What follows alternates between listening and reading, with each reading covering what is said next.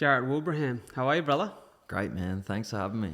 No, it's a pleasure. This was well overdue because we'd connected a little while ago, and mate, it's just one of those things with the pod. Stuff comes up, because this isn't my full-time gig either. You know, you're trying to compile episodes, and then I feel like it just slipped through the cracks of my fingers, and I started seeing all this promo for your last fight, and I was like, fuck, I've got to get him on once you've done your fight and, your camp's over and you can relax. But, good timing because you're coming off the back of a great win. Everything happens at the right time, so here we 100%. are. It's meant to be, yeah. 100%. So you're training out of freestyle in Windang, Yep. which, it feels like a fraternity if you live in the Illawarra, because you hear all these success stories coming out of freestyle now. But I feel like fighting is one of those things that comes with such sacrifice. Like, you do not get into this sport, and I say this sport, it's not my sport, I enjoy it as a spectator, but your sport, if you are of a faint-hearted approach to anything in life, like what you're sacrificing to do what you do and build a career is actually incredibly admirable. So talk to me about how you got into the sport in the first place. Thank you. Essentially I got into the sport to defend myself. I grew up in Nowra. I had a bit of a tough time there growing up. I was bullied from 16 into my 20s, and it just was getting worse and worse. It's like I could have avoided a lot of it, but it kind of pushed me into this dark mental state where I felt like I didn't really have any way out other than to fight my way out. And I started to do that. Things got so bad. I was getting into fights regularly, and I had a mate come up to me saying, you should come up to the gym and train, like you'd be great at MMA. And I always wanted to do it. And then suddenly things got so bad, I'm like, I need a way out of this. And it's like fighting and violence wasn't going to leave my life, it seemed. So I wanted to channel it into a more positive way, learn to defend myself. And I went to a gym. 10 months later, I had my first professional fight. That's crazy, isn't it? So when would this be? So how old are you now? I'm 30 now. 30. So this is, 14 years ago. Yeah. Maybe a little bit less. What? You were 20 when you walked into the gym, you said? I was 23 when I walked into the gym. Yeah. So I started very late, but I had a lot of experience in fighting before then. But learning on the streets. Yeah, not in a good way, but yeah, it's just my story and the way that it was. It's unfortunate to hear, right? Because you never like to hear those stories of kids who are fighting every day to avoid violence, to avoid the pain, to avoid the hardship that they exist in. But it certainly becomes an incredible foundation for what you do now as a fighter. Because I think, and you can probably attest to this, I would think that in any form of combat sport in which it requires incredible heart to step into the ring, step into the cage in your case, that mental toughness and that resilience that's built in defending yourself and protecting yourself on the streets, like, is an incredible foundation of mindset. I'm sure it comes with other challenges that you have to overcome later in life and throughout the journey as a fighter, but incredible base. It is. I was very comfortable having my first professional fight because it was the first time where I was looking across at just one person that I was guaranteed to be fighting, a referee there to stop it. I had a mouth guard in, a rule set. I wasn't on a tarred road where I was going to fall and hit my head. So I was very comfortable, but I'd have to say at this point in my career, I feel like all of it's almost started working against me. Like, oh, really? Yeah. Like recently I've realized I'm pretty sure I know, I haven't been diagnosed, but I have like PTSD from the things that I went through. And it's like my mind is strong enough to get into these, like, be calm going into a fight. But I think fight or flight kind of comes out and I start throwing wild in my fights. And it's almost like a defensive thing when I start getting hurt. My only way out's to just like attack. And that's what it became when I was younger. People were trying to hurt me. I became the attacker. If I thought somebody was going to come and attack me, I would go straight up to them and be the person that was going to throw the first punch. It's interesting you say this, because if anyone follows you on social, which I'm sure a lot of the people listening will, you do a great job of breaking down fights and looking at the technique and the skill and the analysis of that part of the game. But then I'll watch you fight and I can see all the technical brilliance, but I also see that dog in you. That like you said, when a bit of chaos comes about, you're fucking in the thick of it. There's no part of you that backs away, which is that, like you said, that fine balance. Because as a spectator, brilliant. But as a fighter wanting longevity, you know, it's almost similar to you watch a guy like, you know, Michael Chandler, who's really popular. Fucking hell, when that guy's in the fight, you're like, bro, take a backward step and like compose yourself. Yeah. But you've got that madness about you that when you're in it. And yeah, that makes sense when I hear you say that and explain that now, that it's likely a cause and effect of the way that you grew up. I think I've only realised it this week, talking to my partner about it. Yeah, you're right. It works. It's super effective. It helped me in the past in a defensive way, causing people to back off. And it worked in my last fight. He backed off when he had me hurt. I started throwing aggressive and he backed away. He didn't want to engage in a brawl. But eventually you're going to get to a level where people will pick you apart if you're going to start throwing crazy like that. So it's something that I need to change. And I think there's a lot of internal work that I have to do to overcome it. And I think this is what I love about the sport, is it allows me to work through my shit.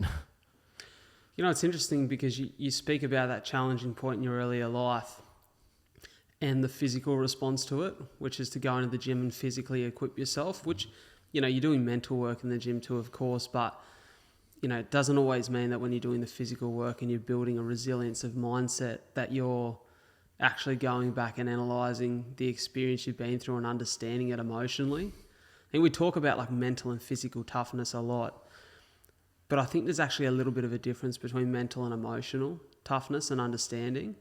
And you know, part of something I heard this week is that, you know, we hear about a lot of attacks on masculinity these days, which I think is uncalled for and wrong. It's sending the wrong message. I think there's absolutely everything to be celebrated about masculinity.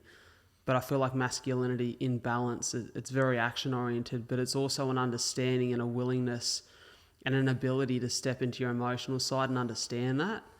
Is that something you've ever really had to flex, or is that part of now's work? No, I'm like a very open person with my emotions. Like, I show it to everybody. I don't really hold any of it back. I think I got to a point where I'd fought enough, I'd done enough. Everybody in my town knew me as a fighter professionally and stuff. I'm like, I don't have to pretend that I don't have emotions. Like, if I get upset, if I cry, I'm not afraid to cry. Like, I enjoy crying, and what's somebody going to point at me and say I'm not a man? Like, I do the most physical, manly sport there is. I think we need to change that definition of what a man really is.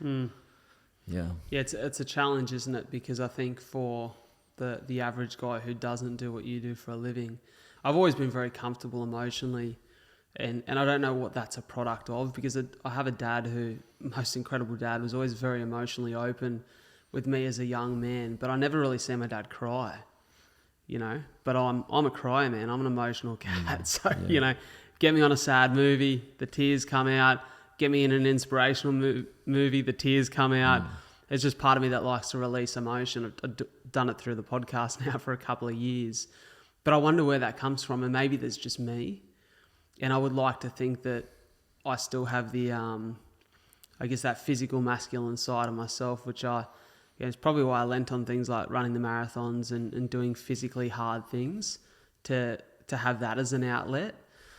But I think for the average guy who maybe doesn't train, I think that's why training of any kind is so important. That emotional side, it's almost harder to find a balance because they don't have that physical balance either. So man, it's a whirlwind of things to work through, and you know, and it's almost very difficult to do that when there are two narratives online that often at times feel very unbalanced. One side is be completely emotional and don't worry about the physical capability required to actually handle yourself as a man. The other side is all physical, no emotion. You're right.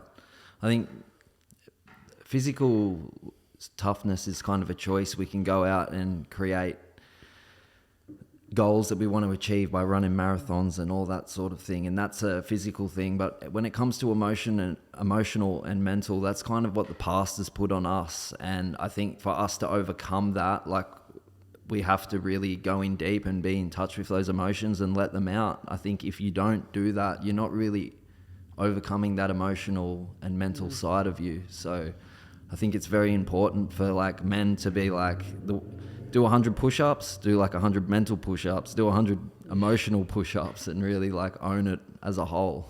Is there a resistance to do that though? Because part of you feels like that's the past. I've moved forward from that period in my life. And obviously if it's coming up to boil and it needs to be addressed, well then it needs to be addressed. But, you know, if you feel like it's behind you, is there resistance to go back and understand it? I've thought things were behind me many of times, and then they poke their head up again. And I'm like, I actually thought I was over this. I'm like, maybe it's just going to affect me for the rest of my life. I don't know. It's almost like, I think almost with emotional and mental understanding, for us as human beings, it's a little bit like whack-a-mole.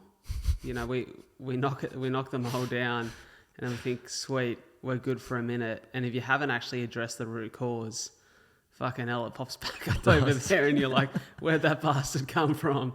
And why are they coming back quicker now? Yeah. You know, you definitely have to deal with it. I think you're right. You cannot escape it. Yeah. You know, which is part of the challenge. It is. And it's another big reason why I wanted to come on here and chat to you, because people have role models in life different ways. People like athletes, actors, musicians, but I really like people that have overcome adversity and mentally pushed through. So you're an inspiration to me, man. So I'm honoured to be here sitting across from you. I appreciate that a lot, man. That's a massive compliment coming from a man like yourself who's achieving what you are. I wonder for you, like the decision to actually step in and start fighting, you know, because it's one thing to step in and train, and, you know, I'm sure you can attest to, you know, I'm sure you'd be an advocate for anyone who wants to step into an MMA gym or a combat sports gym of any kind and train, and all of the benefits that just come from being a part of that community and being a part of that discipline. But it's another thing to actually step in and start fighting. Why did that feel like the right decision for you? Maybe like my destiny, I'm not too sure, but the first day I walked into the gym, I think the first thing I said to my coach was, I want to fight. And that was the first thing that I wanted to do. I knew straight away that I wanted to do it. I guess I just knew it was my way out of everything that was going on at the time. I needed something to focus on. I realized I was good at fighting, and I actually did believe I could go all right. But at the beginning, it wasn't to pursue a career. It was just to give it a go. And then it really took off from there. But, you know, you just said there, like, your only way out, your way out of things. Do you feel like that almost, you know, because for a lot of people, look at a guy like Conor Benn. I don't know if you know Conor Benn, the boxer, but Conor Benn comes from that heritage where his old man is a weapon and a great, you know, one of the great boxers in his division, just a very dangerous guy and, you know, physical. And he went from poverty to, you know, building a name for himself and building a life and a career and a business and enough wealth to support a family and have a great life. And then you look at Conor coming from the pedigree in which he has. There's absolutely no reason to think that fighting's the only way out.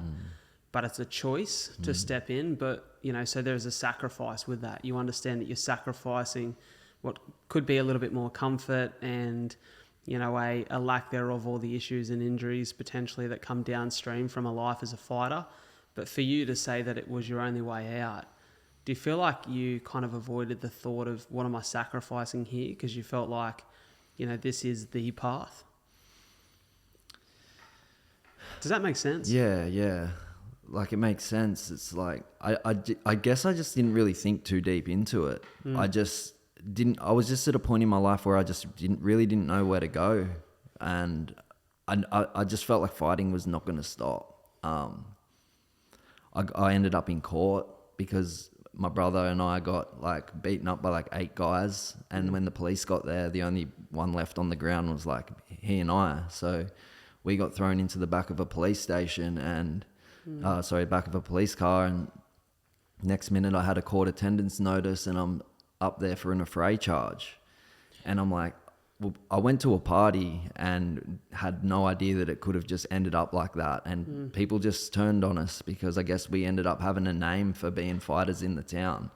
And I just knew there's no way that I can avoid this. I think it's just going to keep happening. Like, luckily I was able to defend the charges. I got all my court costs paid for. I was innocent. But that moment that we got surrounded and how helpless we felt, I'm like, I don't want to feel like that ever again.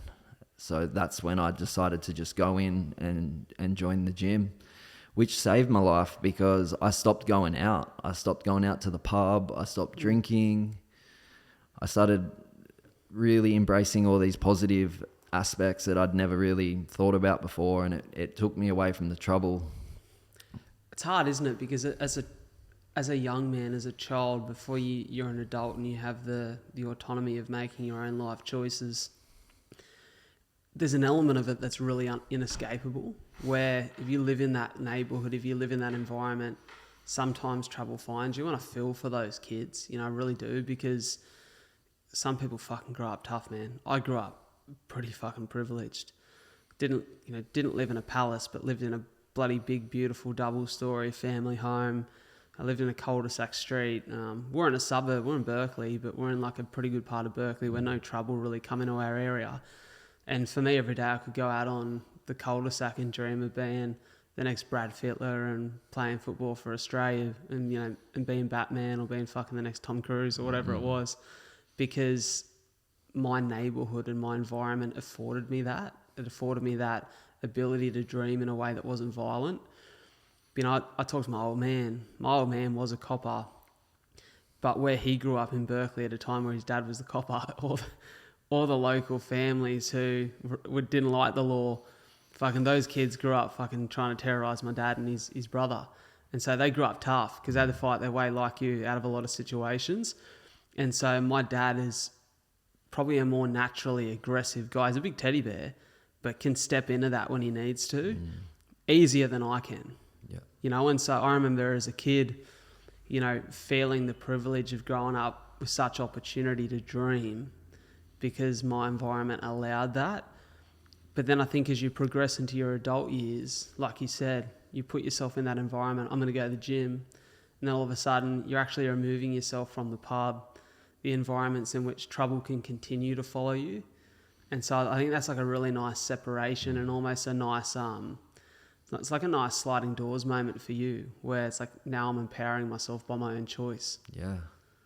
Finally a reason to not get into a fight, by fight, getting into a controlled one, yeah. But we're creatures of nature and we're products of our environment. And for my mates, everyone that I know has been in a fight. Like, I was with a whole bunch of them. Like, put your hand up if you've all been in a fight. Everyone's been in a fight growing up in Nowra. My partner, she grew up in Mildura, completely different friend group. They're all married with kids, onto their second house. All their parents are still together.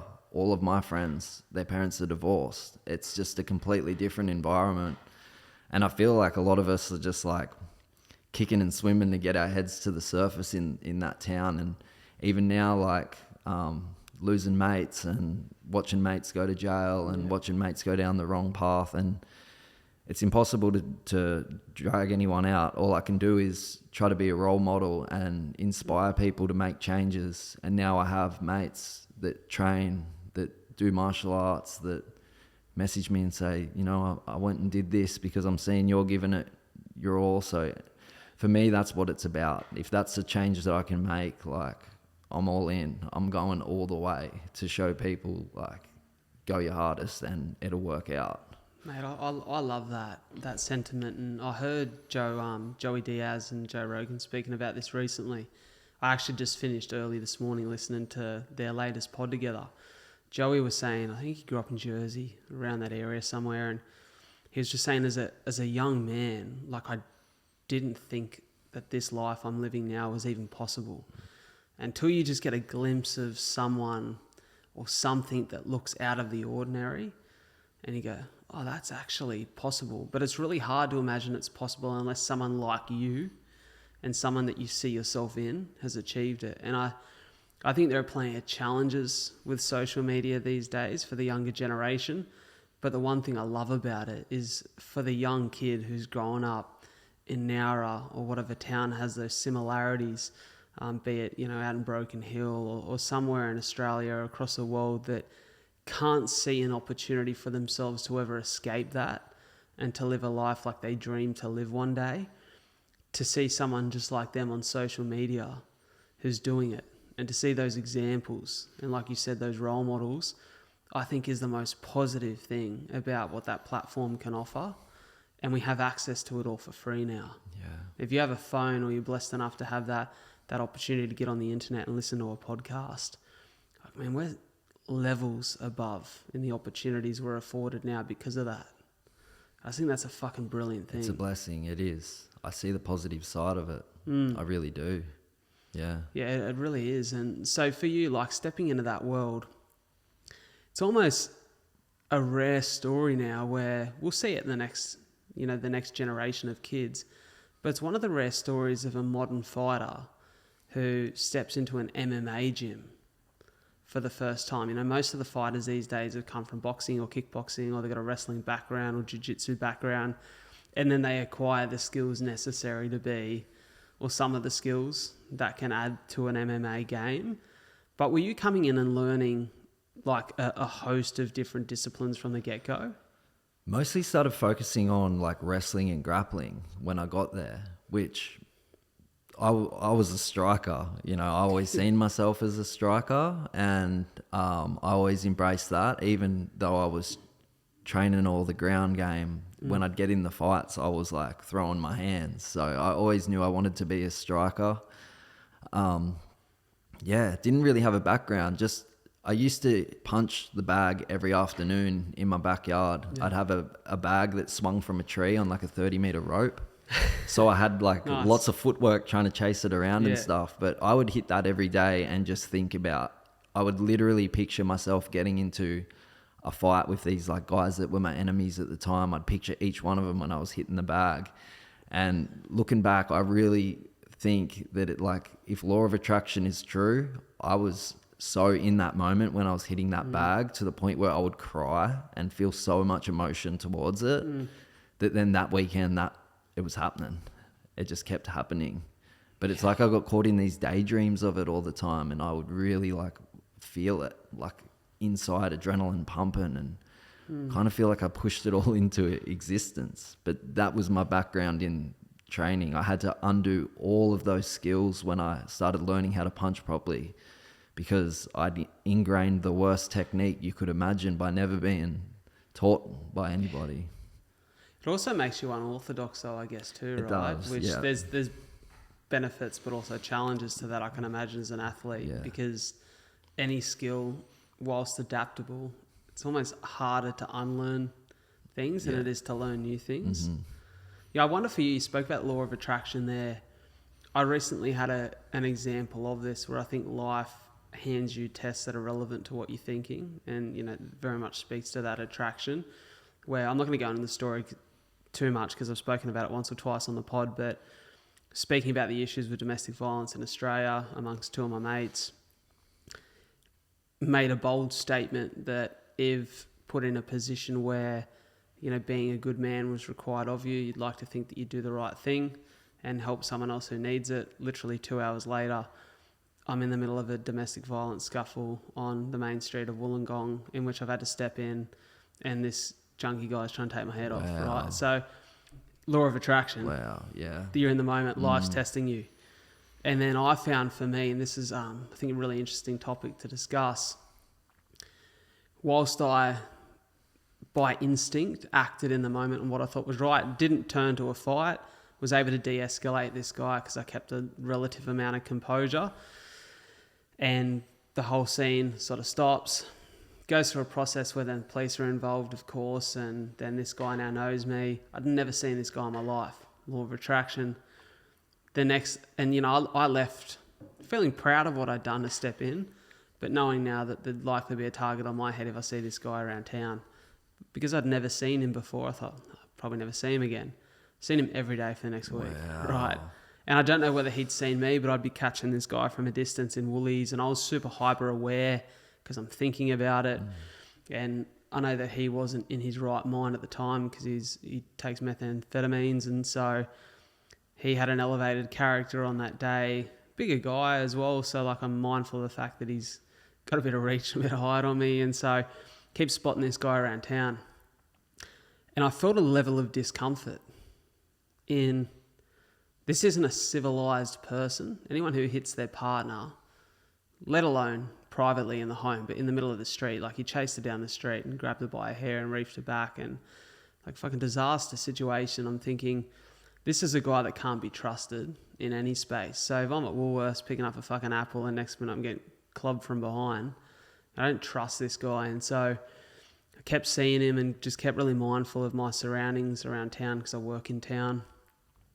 And this one day I'm sitting down having a coffee by myself, and I remember sitting down thinking, oh, don't like that I can't see behind me. I like to be able to scan the whole area. And that's probably something that I've picked up from my dad. Being a copper, he liked to sit with his back against the wall and see everything. And then next minute, this guy walks around the corner with his partner, same partner that he assaulted just a week prior. And I lock eyes. He locks eyes with me. And I nodded my head at him just to say, I can see you. And he starts walking towards me. I'm thinking, this is either going to be bad or we're going to talk our way out of it. But I'm sitting down. I've got nowhere to go. And so this guy ends up just sort of stopping in front of me. He goes, mate, I just want to apologise. And so it ended up being quite a civilised conversation where his partner thanked me. He apologised. And I've not seen the guy again since. Wow. And it's almost like for me, I was like, fucking law of attraction, man. Like life has a way of testing you on your will to show up as the kind of person that you want to be, but also based off what you're thinking and fearing and stressing about. And I'm okay to say, I'm not going to make out I've got no fear. I'm not a fighter. Like I've hit pads before and trained Muay Thai for fitness or a bit of boxing for fitness. I'm no fighter. I'm not stepping in the ring anytime soon. And there was this level of discomfort that said to me that after a couple of years of no hitting pads and no playing around with technique, maybe that's a calling for me to get back in and start throwing some kicks and some punches on a bag and some pads again. And, you know, just that I can't spar because of my liver. I've got an oversized liver that hangs below my rib cage. So I've got a high probability that if struck with some power, I've got a rupture on our hands, which isn't ideal. But like I used to enjoy the play sparring where you just tap on each other because you have a spatial awareness. Yeah. And I was like, I think this discomfort is a really good reason to go back and get a little bit more comfortable with that to and fro. Yeah. And, you know, I guess for you now being in your position, you develop a level of comfort in training and that adaptation to a skill set. But do you ever lose that fear or that sense of discomfort when putting yourself into that environment? For me, no. Like, I had an experience where I was in Queensland at the time and my partner and I pulled up to go to the public toilet there, and there was like a whole river party going on, like a whole bunch of kids down there partying, young kids. And I went into the toilet, and while I was in there, I could hear all their voices and stuff, and it must have triggered something and brought me back to like when I was at parties when I was younger, because my adrenaline started pumping and I was like looking over my shoulder, worried that someone was going to come in and hit me with a bottle or something like that. And it was like the most nervous 30 seconds of my life. I walked back out, sat in the car, and that's when I said to my partner, I don't think I'm like okay. Like that just did something to me. I literally felt like I was in the middle of a violent altercation. So that's the first time I realized that maybe the things I'd been through have like affected me in that sense. Then when we moved back to Nowra, because I was away from Nowra for 2 years, it was like I was like 6 to 8 months into being in Nowra and I still hadn't gone into Woolies or Coles. I'd get there for my partner and I'd send her in, I'm going to wait in the car. And at first I was like, I just don't want to go in. I just don't want to go in. But then I eventually went in and lasted like a minute. I'm going back out to the car. I did not feel normal in there. Like you said, that feeling you had of pulling your chair up against a wall, like I used to do that. Even when I went out to dinner with my family, I had to sit with my back to a wall because I'd had too many things happen to me when people had come up behind. And I swear that just never leaves you, you know? That feeling that you had with that guy, that's normal. Like, you should feel like that. You're actually in danger. He could possibly do something like that. I think it speaks to our very prehistoric wiring, that survival mechanism. Like, if you don't have that, almost that fear response or that discomfort, you're probably one of the people who would have got eaten by a saber-tooth back in the day, because you're almost naive or blissfully ignorant to the fact that there is danger out there. Yeah. We exist in a world now that in most cases, if you live in a relatively good area, you go day to day without experiencing any of that danger. But it made me very compassionate for our partners, the women, who, because of the fact that they're likely less physically capable than a man who is fully grown, and in most cases going to be bigger than them. You know, the fact that you are looking around you thinking, okay, that guy's like kind of going off his head. And I notice it every day because of where I work. Our office is near the bus shelter in Wollongong, and we track some characters out the front. Let me tell you, most of the time there's no issue. But the other day, like, could hear some yelling, and I run back out the front to see, just literally catch the back end of some guy kicking a woman and then taking off down the street. And I'm like, I don't know if you become more aware of it, the more exposure you have. Like, you just tend to be aware of things that are happening around you. But I'm like, there's that discomfort rises again where you're like, if this guy comes back to hit her again, I'm going to have to step in. And then I start to feel that discomfort and the heart rate starts to beat and you start to get a little bit warmer. And now you're aware and you're like, there's no part of me, at least, that looks forward to that. But I'm like, that's that discomfort again. And it's probably the thing that keeps you safe. Definitely. You know? It's such a survival mechanism. It is. And I think women rightfully live in fear for most of their life. And men can't understand that because they don't feel that, the danger. They can't sense that. Because, like, let's be honest, like, walking 5 o'clock in the afternoon down a park, no guy's going to come up and start a fight with a guy. But if a woman's walking alone in a park at even like 5 o'clock in the afternoon, she could get followed and approached. And how's she going to fight her way out of it? For sure. It's that empathy piece, valid. Isn't it? Yeah, it's valid. It's that empathy piece. Well, let me tell you, I've seen your missus hold the pads for you, and I'd say that she's probably more comfortable than most are in that position due to her exposure. She's obviously a huge part of your life, right? And, you know, you guys have sacrificed together to pursue your dream and to follow your career. What does it mean to you to have someone that is sacrificing alongside you? The world, honestly. Yeah. I don't think I could be in a relationship any other way with the lifestyle that I live and the sport that I do, but she's there through all of it, like all of it. And we do a lot of training outside of gym hours, so it's like she'll be at the gym and then she'll be helping me train, and then back in the afternoon she pretty much lives and breathes it with me. I'm really blessed to have someone like that, because I've seen fighters in the past with partners, and I've seen their partners just really not appreciate the sport because it literally takes you away from them, like it does. I guess Michaela's so invested and involved in it that she gets to be there with me, but I can understand from like other partners, they wouldn't really get that because this sport really does take our entire life away. Well, it's also such a challenging way to make a living. Like, you imagine sitting down in front of your school's career advisor and saying, I'm going to be a professional fighter. Man.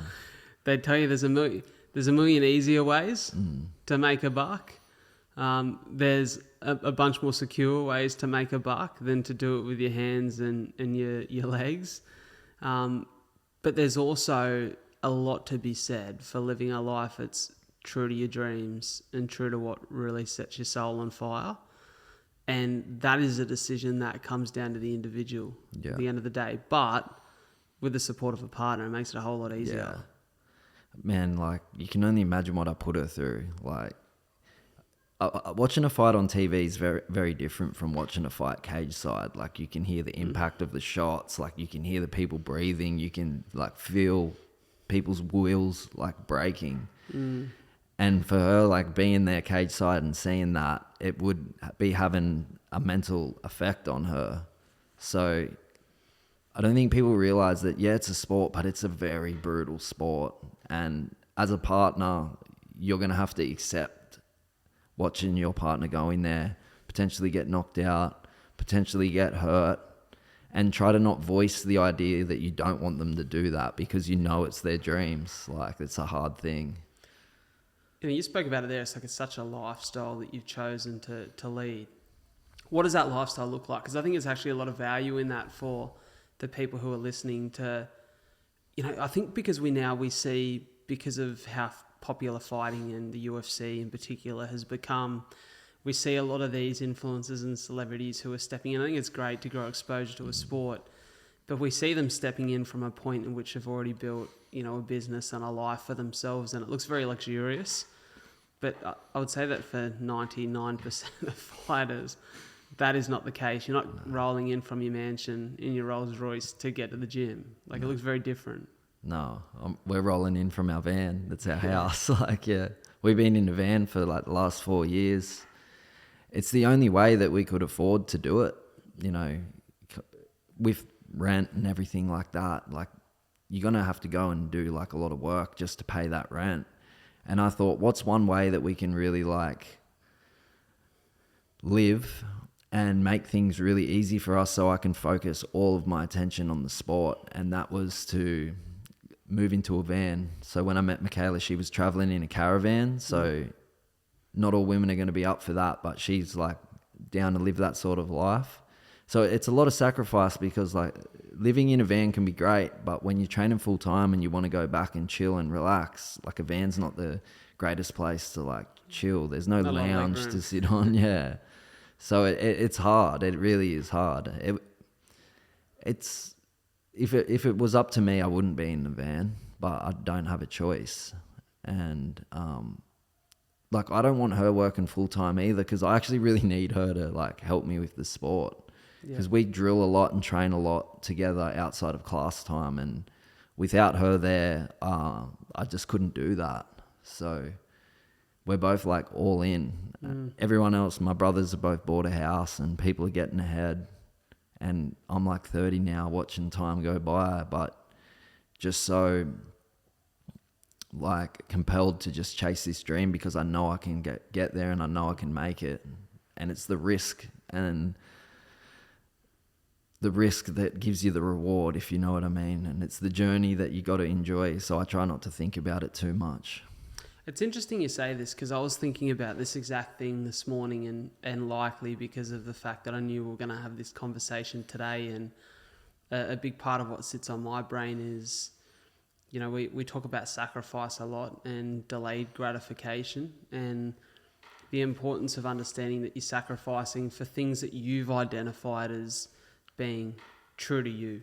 I think if you were doing what you're doing now to pursue someone else's dream, really difficult, because that purpose, that will to get through those tougher times just isn't there when it doesn't feel authentic to you. But I was thinking a lot about, that cliche, be it so fucking true that you have to enjoy the journey, because I think we often frame our dreams as like an end destination.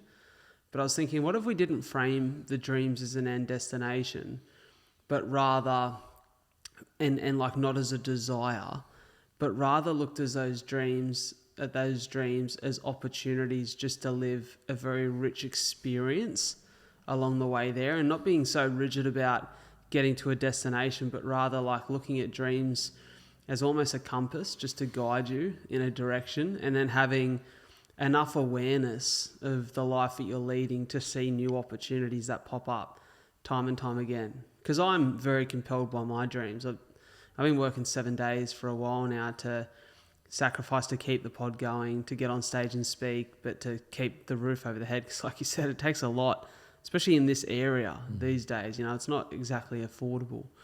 And I'm okay with it because I love what I'm trying to build outside of my regular job. But one of the things I'm mindful of is making sure that I am open to new opportunities that are popping up, that I'm not so rigid, because I have been really rigid before. Like, I've had a way of, it has to happen that way for me, and I've missed opportunities that have popped up, or I've lost a little bit of joy in the process.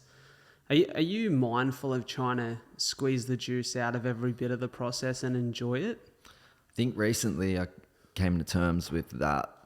I was forced to kind of look at it. I had a health scare, so I went in for a neck scan, and there were some issues in my neck, but they found a tumor there that was near my spine, and then all I was told was that I have to go to Sydney to like a specialist to see about this tumor. So I was meant to be trying to get onto the Ultimate Fighter TV show at the time, and then I knew that as soon as that happened, the chance of me getting on that show was going to be zero because I had to get all this sorted. My first reaction to it was to like slap my hand on the ground out of anger that I wasn't able to fight, and then I let all the anger of that kind of dissipate, and then I was saying, hang on a second, like I don't even know if I'm going to live or die, but I'm so worried that I can't fight more than I am about my own life. And that put everything into perspective for me, because I'm like, you should never be that driven towards something that you put it over your own life, because then everything that means the most to you, like family and everything like that, you can put that on the back burner as well. Yeah. And I really had to look at things and go, man, like my perspective's wrong. Like the fact that I can fight is a gift. And like, it's the goal, but it's not everything. It's like the journey that I need to really enjoy, because I'm missing all the good stuff by just being so zoned in and focused on the end point. It's like going for a road trip somewhere to go to Cairns, but I just close my eyes and then open them when I'm in Cairns and miss the entire coast. That's how I saw it. Yeah. It's very true. And it becomes such a skill. Becomes such a skill, because when you're working really hard for it, you almost use that destination as a motivating factor. We definitely use it as a motivating factor. But, you know, it's like, what happens if you don't? Like, I was journaling about it this morning, as I said, and I was like, what happens if you don't achieve the dream that you thought you wanted to, but life had a bigger one waiting for you? What if around the corner from that thing you really thought was 100% meant for you is something even better? You're so blindfolded in your approach to get towards the end destination that you miss all these opportunities that are surrounding you. Yeah. You know, and so I'm trying to be really mindful of that, but it's such a skill, because I think there's this, I'm all for like discipline and gritting your teeth and being persistent and getting through hard times. But then I also find that I have to have such a balance, because I'm a balanced guy. Like there's a point in my life where I had zero discipline, wasn't exercising, watching my health slip, which is dangerous, you know, for someone with CF. And, you know, just lazy, man, to be honest, is the best way to describe it. Just a pure laziness. And then I re-sparked some discipline in my life. Had a bout of motivation that allowed me to really bunker down on the discipline and start to look after my health again. But I got to a point where I'd become so rigid. I couldn't enjoy a dinner out, because I'm like, oh, you know, I'm going to get to bed later and then I'm not going to be able to get up and run at the time that I want to run at, or I'm going to be exhausted the whole day. And I was like, I actually need more of a balance. So like this morning, I was going to go for a long run with my partner and a friend. They were running 18K. And last night, we'd been at, you know, my sister and her partner's place. You know, her partner, he trains at Freestyle there, and we had a couple of friends around there, and we had a great night. And mate, I've just been working really hard, and can't remember the last time I had a good fucking snooze. And I was like, I just need to sleep in for an extra hour this morning. I'll go for a run this afternoon. Like, don't be so rigid. Yeah. Get the thing done, but do it in a way that you can actually maximize your life. Yeah. And that's different for everyone. But I think as I'm getting a little bit older, I'm recognizing that life doesn't have to be as rigid as you once thought it did. Because it doesn't work that way either. You know, nothing is ever so in your control that it all goes to plan. But right, man. You know, but it's hard. It's harder for an athlete. Yeah. Because as an athlete, you have a period of time in which you can kind of maximize your capabilities before. There's not many guys outside of a Yoel Romero who are in their mid-40s fighting professionally. You know, like you're in a window right now. So how do you feel like your body's responding to that? Like at 30, you're in a stage now where you've likely got, 10 years? If that. So what do you feel like for you? What are some of the goals to maximise this next 5 to 10 years of your time in the sport? Well, I took 3 years off about 4 years ago or 5 years ago because I just knew that I wasn't on the level that I needed to be. And I'd gotten to a point where I was 5-0 or 4-0, 5-0, and everyone ranked above me was a lot better. So I knew time was slipping and I had to give everything I could. So I would train pretty much all day, like proper work hours. I would train in the morning, then when everyone would leave the gym, I'd go have a shower, come back to the gym, train about 3 or 4 hours during the day, just drilling what I'd already learned, and then come back at night because I knew I needed to play catch up. And I think I got to a point now where I've realized I don't need to do that anymore. I've gotten myself to a point where I'm happy with where I am. That doesn't mean give up, but it means stop making this such a chore. Because I didn't want to be in the gym drilling like that. I knew that if I wanted to achieve the goal, I had to give 120% effort to everything that I did. But then that causes mental burnout and injuries come from that.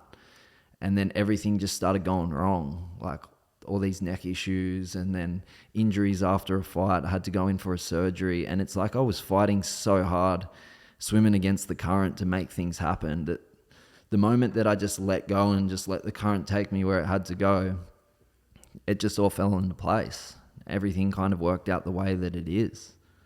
So like, I'm not really sure on the answer of like, how do we keep motivation going? Because I think that's a huge factor, but I think sometimes we just need to like take off the pressure and take our foot off the pedal and just really try to like reset, have a little meeting with ourselves, and then we'll go from there and we'll get further. Like that's what Alex Volkanovski's doing at the moment. Taking time off, you know, because he just went so hard for so long, and I guarantee we see a new version of him when he comes back. How important is it to have, like, you know, you're close knit with him, you're in the gym with him. How important is it to have guys like that who are achieving the kind of things you aspire to at that level of the sport, but also can lean on as a mentor, as a guy who's a bit older than you, and you know, has the family and has some of those things figured out in his personal life too? What sort of impact has it had on you? Massive. Just the fact that he's there to support, he gives so much, like whether it's knowledge, time, even in his own camp, he just gives you so much time. But like, he's there to help me like every step of the way in so many ways. And like, if I ever needed to like ring him up and say, I'm not dealing with this real well, he would like sit on the phone and counsel me through it. He's just that type of guy. But then watching him go and achieve, he really has like set the pathway for the rest of us to be like, let's do what Volk did. We want to do what he's done. You know, he's our motivation. He's our like hero in the gym. We're all just trying to like follow his footsteps. So he's great to be around him. I'm so blessed. It's pretty special, isn't it, for this area? I think it's special for the country because we now have a bunch of really incredible examples across Oz and New Zealand that, you know, this is really possible for the young guys who are working hard for it. But to have that here, like in the Illawarra, where there is a pedigree coming out of the gym that you're training at and you're spending your days at, that's exciting. You know, just to be around that greatness is something that guys would travel and move across country for. Yeah. You know? Well, yeah, like, I guess you'd be surprised too. I thought when I got there wasn't that many of us pros there. We were just a small bunch of guys training. I was kind of shocked. I'm like, I'm actually one of the first guys to turn up here to be like, I'm here to train with the world champ, you know. And I think it's our tough training regime, and we have guys come from overseas to do a training camp, and then I don't think they want to come back for another one because we just put them through hell. And we train so hard that I'm learning now that like after my fight, I'm deloading. Like I'm not going to keep going as hard as I did, because I'll come out of a fight and then I'll train more than I was when I was in camp, because I can do every class now. But it's like a real learning curve for me to be like, take my foot off the pedal, let my body heal, and then go back into it. So I'm like literally watching what Volk's doing with that and copying. Do you feel like you know, this last fight, you obviously performed really well, but also do you feel like you peaked at the right time? You know, because that's such a challenge for athletes, right? Is to, you know, we talk about peak. It's such a small part of our performance as human beings, whether it be in business, as an athlete. Like, if you can be at optimal, but then peak at the right time, it's such a challenge to do that. Do you feel like you're getting down that art? I think we have a perfect method to peak. And to be honest, in this camp, I didn't really hit that because I lost the first 2 weeks of my camp because I had a minor concussion. Okay. And I think a lot of people surrounding me were like, I don't think they really wanted me to go through with the fight, but I've been out so long. I said, I can't wait any longer. Like, I'm 30 years old. I'm not going to wait till the end of the year. Like, I'm not. And I sat out the first 2 weeks of my camp. So really I only had like a 4-week camp of like 4 weeks of hard training. So I don't think I actually peaked. So it's interesting because the opinions are so divided on this, but I hear people who go through 16-week camps. I've heard Tyson Fury say, and, you know, different sport, but, you know, combat sport, boxing, he reckons 6 weeks is all he needs to get in incredible shape for a fight. And I guess incredible shape looks different on Tyson Fury's body than it does on someone in your weight class. But, like, what's your opinion on that?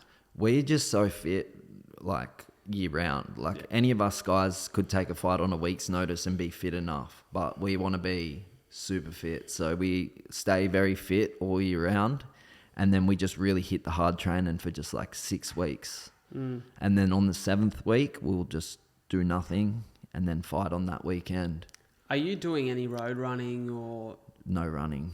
I don't believe in it for the reason that if I want to do some sort of like long distance cardio, in a sense, long duration cardio, I'll just go and do skills training of hitting the bag or something that involves my skills rather than just running on the road. I have developed shin splints in the past because when I'd get such low body fat and run, I just don't think my body could handle it.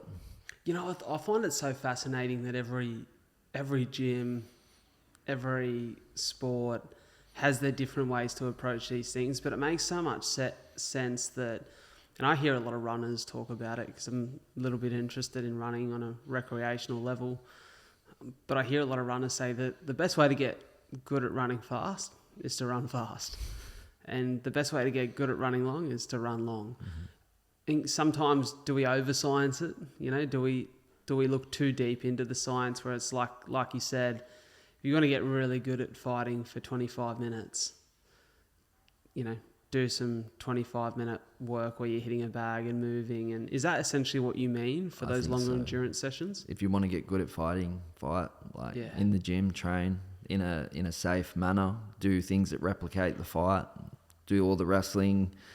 We mix it up. Like when we do, like say our meat grinder sessions, we got like 30 seconds of pads, 30 seconds of wrestling, 30 seconds of sparring, 30 seconds of grappling with like a fresh opponent each time. Yeah, wow. And that goes around. So we're literally like using every energy system all at once during the duration of 3 or 5-minute rounds, depending on what sort of fight you're in. That's some tough shit.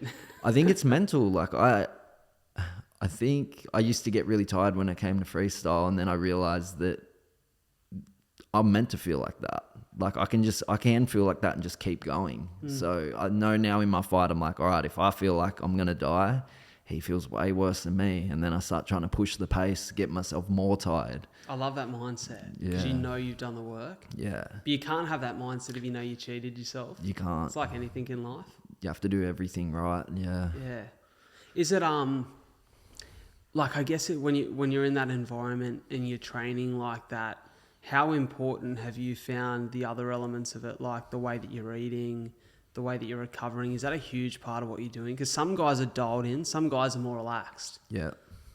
No, I was at a fitness seminar and I listened to a guy do a talk on recovery, and he said there's no such thing as overtraining, it's just under-recovering.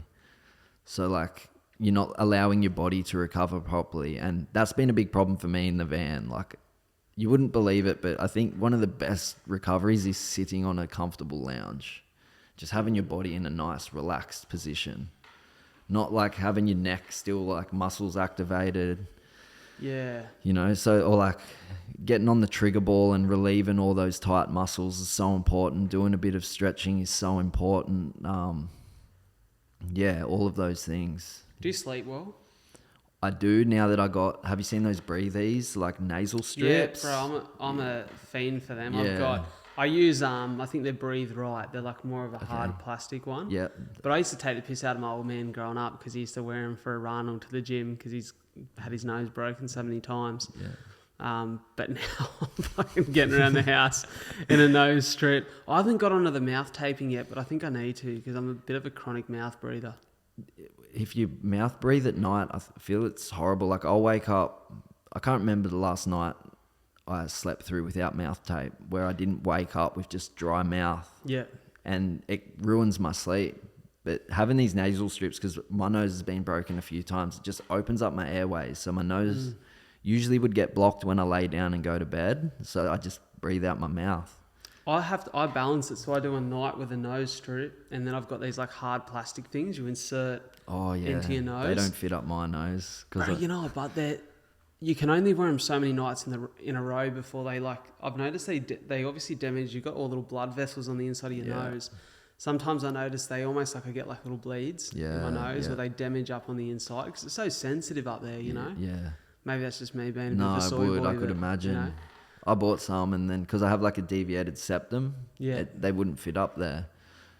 It's interesting how all this recovery stuff has become so important, but I consistently hear people, and I heard Huberman speaking about it recently.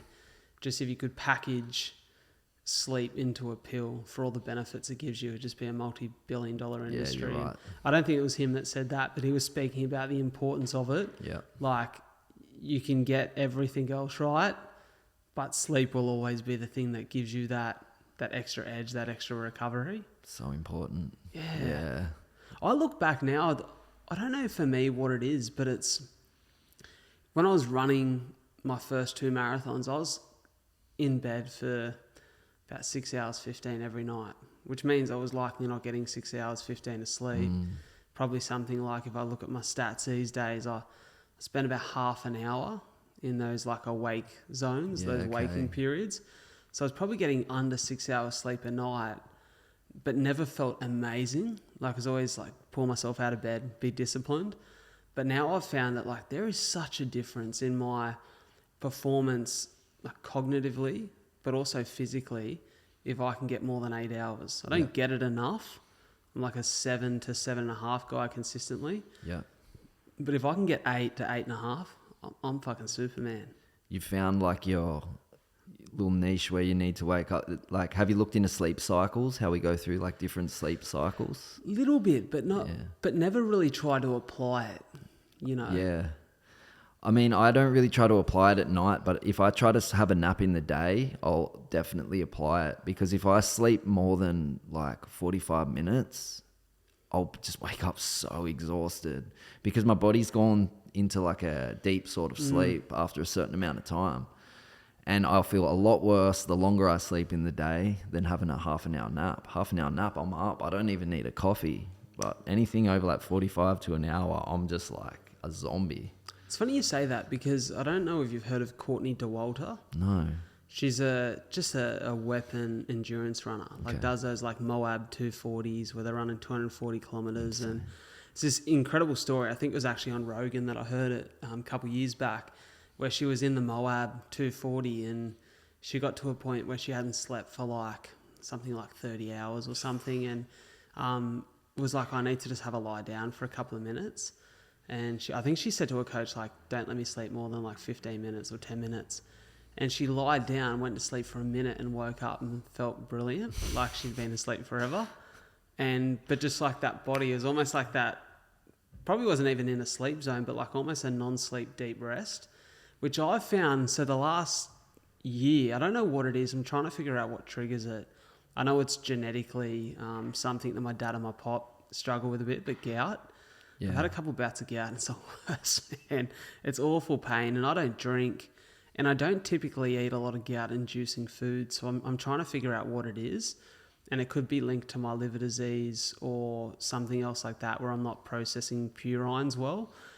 But I found that there were a couple of times where I'd had gout and I just can't sleep when I've got it because my foot's fucking throbbing.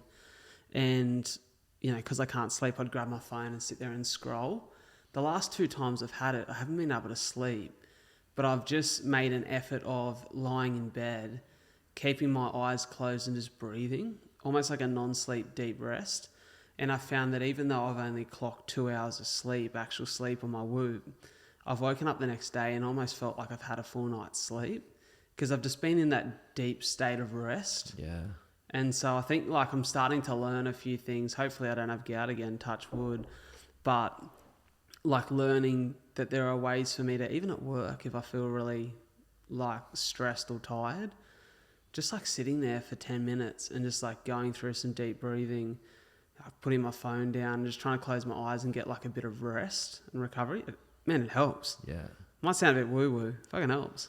No, I'm sure it does. I've noticed this. You'll notice when you wake up in the morning, if you pay attention to your breath, it's like a very like slow, long breath out your nose, and just like you breathe in just a little bit and it's like a slow, long breath out your nose. And then when I try to go to bed at night and replicate that, it's like my body will not allow it. Like it's like my body can't get into this like rhythm that helps me be at complete rest. And I think I've fixed it with like the nasal strips and the mouth tape, but I think a part of it too is just stress. Like my body won't allow myself to go into the relaxed state because it's just like I feel wound up and like stressed. How close to bed do you do your last training of the day? Like finish at 7 p.m. and then I'm in bed by like 9. It's relatively close It is to close. sleep. Do you think that plays a factor? I think so, but I just get used to it now. Yeah. Yeah. It's like anything. I guess your body conditions over time. Yeah. Yeah. What's your eating like? So I'm trying to bulk up because originally I was a bantamweight, 61 kilos, and I'm quite tall for that weight class, like nearly 5'11". But now I've gone up to featherweight. There's been a while where I was like stuck in between 2 weight classes. Okay. And I still need to pack on a couple of kilos of muscle. So at the moment, I'm really trying to like bulk, and I'm not a big eater. So ideally what I would do for performance is like, I like to eat like high carb, high protein, not a heap of fat. I'll always have something like crumpets and jam before a training session. Yep. Working with a nutritionist, Tom from Taking Back Nutrition, he's taught me a lot about when to ingest this meal before a training session, what to put on it. For instance, if I put peanut butter on a crumpet, the fat will take longer to digest for when I need it in training. So I have to be careful what I eat because I want to hit right at that timing and then like peak during the training session and then refuel afterwards. It's like a real process, but pretty clean apart from like anything I eat before training. Yeah, that's the one thing that I haven't figured out yet with endurance running. I'm awful with it, man. I struggle with my gut a bit, so I find that, man, I'm just a walking fucking bill of health problems the more I speak on this podcast. That I've spoken about gout, liver disease, CF. But I find with the gut, I don't digest well on the go. And so I'm trying to figure out, I was saying to Soph, my partner, yesterday, that's almost like my next proper run prep for an event. Probably do a marathon at some point towards the end of the year or maybe around springtime, just trying to pick an event at the moment. And I'm like, I really want to try and nail the nutrition this time, almost more so than any sort of given race goal time or achievement physically. I really want to nail that food prep so I feel awesome when I finish instead of hanging on for dear life. It's so hard. I'd say like endurance runners would probably want fats, wouldn't they? Because it's like a long-burning, long-lasting energy system there. You would think so, but I almost think to approach it in that way, your week has to be relatively consistent in the way that you eat. I think you'd almost eat, not to say full keto, but a much higher fat content all week and then go in and maybe ingest less carb during the run. Yeah. And really feed off that fat source. For me personally, that would probably work better for me because health problem number 7,000, because of my CF, I'm kind of diabetic. Yeah. So I have to be really careful with carbs. I can eat a lot of carbs at night and I don't spike as much in my insulin. And my body's issue is I have a delayed reaction to the release of insulin. And so I could ingest, like say right now I sat down and had a fat caramel slice or an almond quasi. It tastes brilliant. And my sugar would spike and my insulin is really delayed when it doesn't sort of like actually release to counteract that sugar spike until 2 hours. All right. And my sugar's already started to drop by that point. And so then I go really low. Yeah. Because I've got way too much insulin in my bloodstream. And so for me, I can only really eat high carb or really simple carb in the middle of a run whilst I'm just chewing it away. Yeah. Or later on in the day when my body isn't as sensitive. And so I have to be so particular. Like people say, oh, well, just before you go for a run, like just have a bunch of carbs. I can't. Yeah. Or I just like an hour in, I just start to lose all my strength. So it's such a fine balance, but it's like anything. You know, I'm sure there's people who aren't diabetic that feel like me, who don't love the way that they feel on carbs. Mm-hmm. There's people who don't like the way they feel on fats. And it's finding the thing that works for you, which is the real challenge. But then once you do, it's like stick with it. Don't change a winning formula. If it works for you, yeah. Like, how do you go avoiding those crashes through the day? I've got to be pretty good. Like I find that I pretty much pair protein and fat with everything that I eat. So, for example, if I'm going to have like eggs on sourdough in the morning, I'm usually like chucking some serious butter on there, or I'm chucking some serious peanut butter on the toast. It's one of my like weird combinations, peanut butter and eggs, or avo, just to get that extra fat source, and it keeps me relatively stable. Sweet.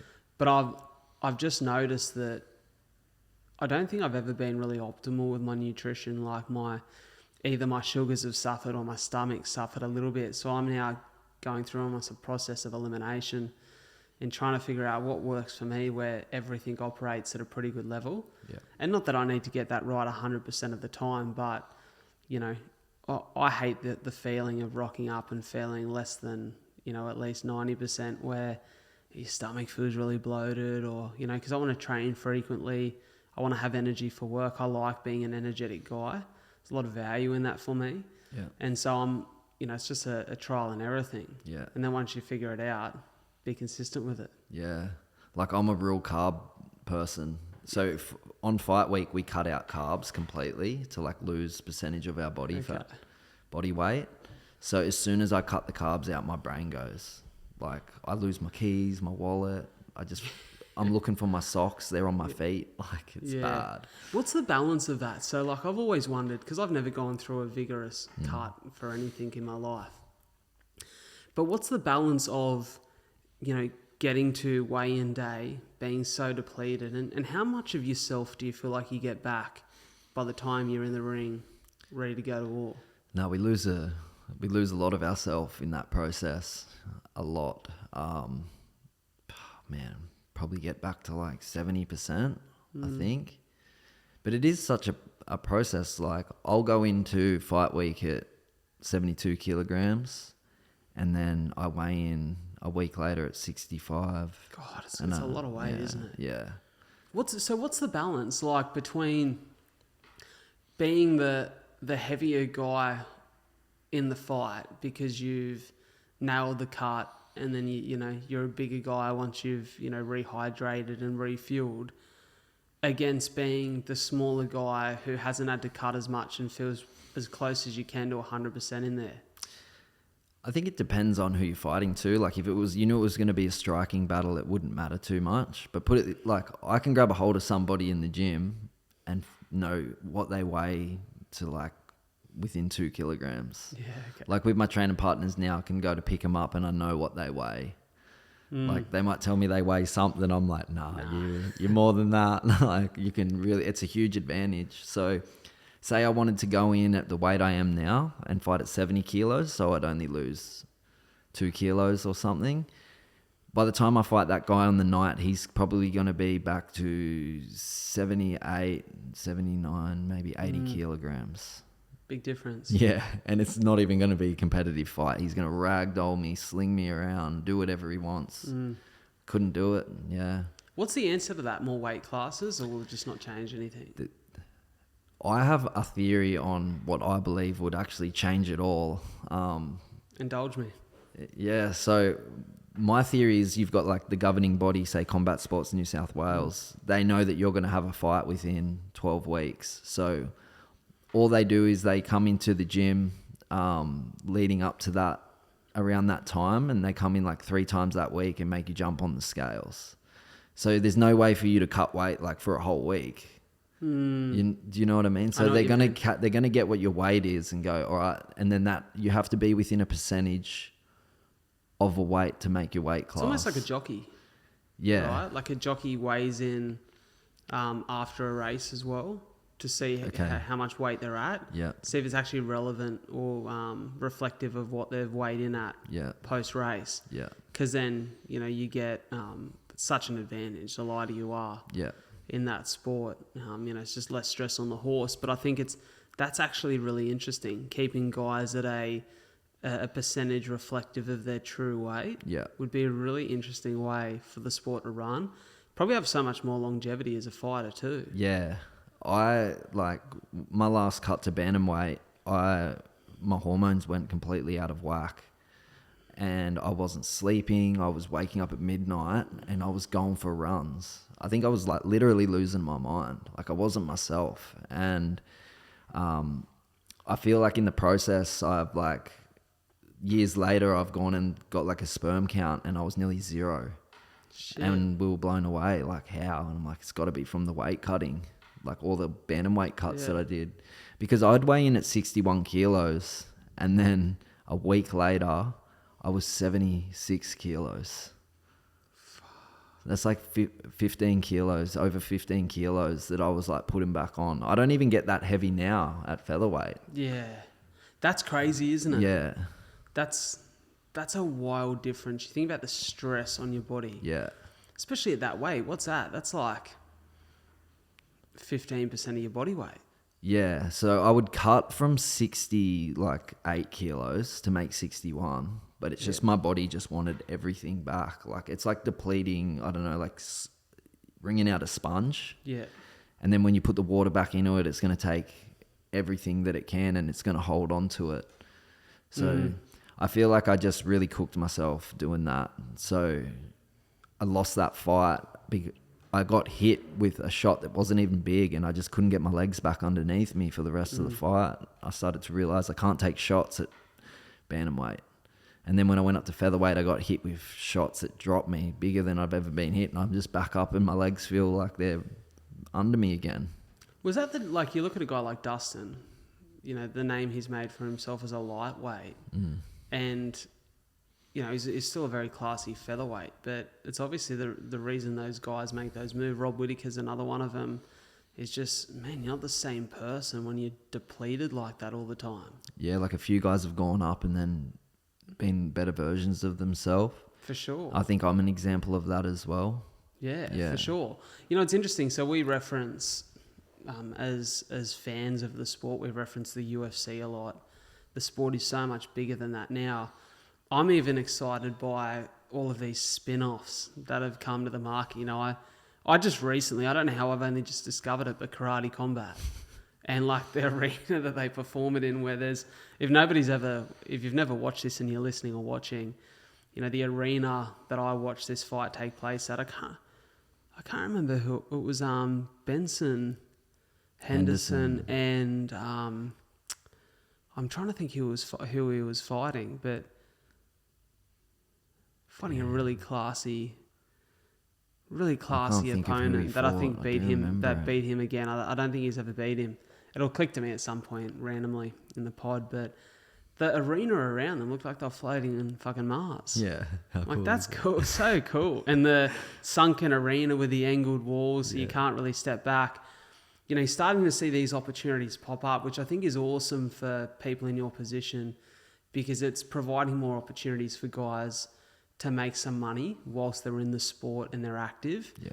Do you see those things as exciting opportunities, or you're almost a bit tunnel vision on the UFC? I'm very tunnel visioned on the UFC, but it's like the path that I'm on at the moment is like I'm going towards the UFC. I'm 8-2. I go 9-2, 10-2. They're gonna take me in. So I understand that I'm not gonna go on a side quest at this point when the pot of gold's right there. But then I do understand the possibility that if things don't work out, then I could go across to like PFL, if I could go across to something like Karate Combat. I'm very tunnel visioned on the UFC because that's where the best fighters in the world are. And for me, I just want to fight the best fighters in the world. It's exciting because you're so close. Do you think your path in is the path of being called up when the record is enticing enough for the UFC and the opponent's right? Or is it one of these Contender Series or Ultimate Fighter? What do you think it looks like for you? It could be something like that, Contender Series, or even if I get straight in, they know who I am. Like they've said that they know who I am. They're just waiting for the right time for me to do the right thing, to beat the right people. Because how does the Contender Series work? Because Ultimate Fighter was my entry into the sport as a fan. Remember the first I'd ever heard of the UFC was the Forrest Griffin, Stephan Bonnar series of the Ultimate Fighter, and my dad and I watched that together late at night at home because at the time it wasn't main time telly, prime time telly. And then the first proper UFC fight I ever watched was that absolute war between those two legends, and I was instantly a Forrest Griffin fan. It was actually hard not to be a fan of both of them, but just I love the way that he fought, and then I love the sport. And my dad and I have casually watched for years. I'm not by any means or any stretch of the imagination the biggest fan of the UFC. I just don't get the time to watch it like I would like to. But like I almost think to create star power, there's probably a lot of worth in being on one of those series where you get that consistent face and TV time for people to become familiar with you before you are coming onto those undercards. Yeah, it's about bringing the eyes to you as a fighter and as a person, and them getting to see a little bit of your personality. And it helps. Like, even if you're on the Ultimate Fighter and you don't get in, most of those guys get signed up down the track anyway. Contender Series is good because you go in and you have to fight for a contract, in the sense that you need to put on an entertaining fight. It's not just about like holding someone down on the ground and winning. You could win the fight and Dana would still say, I don't want you on the show. Like, you need to put on entertaining fights. And that would suit your style. Well, I developed my style around that. Most things I was like, what do people want to see? I'm like, they're like flying knees, they're like spinning back kicks. And I'm like, very hard to learn, very hard to do. But if you can learn them and do them, they're devastating, they're damaging, and the whole crowd loves it. So my last fight was the first fight where I was more calm and composed and didn't really care too much about the crowd. But I always want to put on a show, and that hasn't changed. I just really needed to win that last fight. So Eddie's an entertainment business. I truly believe that that's the avenue that it's going down. Like, even in this last fight, when my opponent started like to talk a bit of trash, I was like, I'm all in, because that's what everybody wants to see. So I'm the type of person that's like that, you know. If I'll bite back, and sure, I'll say what I believe, and I've always been like that. So I feel that's the avenue that we're going down. As well as that, like, I met with one of my first managers and sat down with an interview with him, and he said, fighting's the smallest part of what you do. Like, you have all this time that you're not fighting. Like, you fight 2 or 3 times a year. He's like, you need to implement a plan that's going to like do something for you. So that's when I started with all the fight breakdowns and stuff like that. And I ended up racking up like 50,000 followers in the process. And he was like, wow, like, you actually went and did it. And I'm like, yeah, I'm all in. Like, whatever I need to do to get there, I'll do it. Man, I think there's so much value in that. And, you know, we've got this at our disposal. It's, to be honest, it's probably the area of the podcast where I've let myself down. Is I don't do a good enough job. I share plenty of clips, but I don't do a researched enough job of understanding the algorithms and what's going to work for me in building it. Because I don't particularly enjoy the edit phase of the pod. I really enjoy this part, you know, where we get to sit down and have a yarn, which is what most people enjoy about the podcast. So I need to actually employ a bit of discipline, because, you know, when you've got that opportunity to capitalize on, you know, an audience in your pocket and you use it to your advantage, it's such a strength. It is. If you can get like the right clips and push out consistency, that's what it is that boosts you. For me, it was all about consistency. Everyone's like, oh, wow, you do all these breakdowns. It's like, man, I was grinding for like 6 months and nobody was paying attention to my breakdowns. Then all of a sudden, one of them goes viral. And then within a day, I think I had like 20,000 followers. Or just my phone was just like glitching. I'm like, what is going on? And then it just kept going up and up and up. But it was like, there was a long time where I was posting and I think a lot of people were like, what's this idiot doing? Can I ask a question on this? I've never thought about it, but it just pops to front of mind now. Like you do these breakdowns, which is you critically analysing the performance of, a fighter or two fighters in the ring at the same time. Is there ever any backlash from that? No, I never really thought about it. And then I've seen fighters like in person, and I'm pretty good at picking up on people's body language. And I think I've picked up on a few fighters that have like, I can tell that they're like, screw you, man, you broke down how I got knocked out sort of thing. And I can see how they would take that personally. I really do. I never thought that they would even see it like in my mind. And then I didn't realize that I end up being like one of the biggest breakdown pages on Instagram, and a lot of UFC fighters follow me, and a lot of fighters don't want me to do breakdowns on them, and you know what I mean? Like I'm giving away secrets when I do it. So I've stopped doing it, to be honest, and focused on more of my fighting. But it all became, like quite personal to people. And you see Alistair Overeem and you've done a breakdown of how Francis served him an uppercut. That's a guy you're avoiding in the street. Yeah, man. I've made enemies with the most dangerous people on the planet. It's great. But I'm sure they can appreciate from the perspective of, this is what makes the sport entertaining for the people who sit there and spectate and essentially give them an opportunity to do it for money. Yeah. Right? Without the spectator of any sport, the sport is a lesser version of itself, and that's what the fans want these days.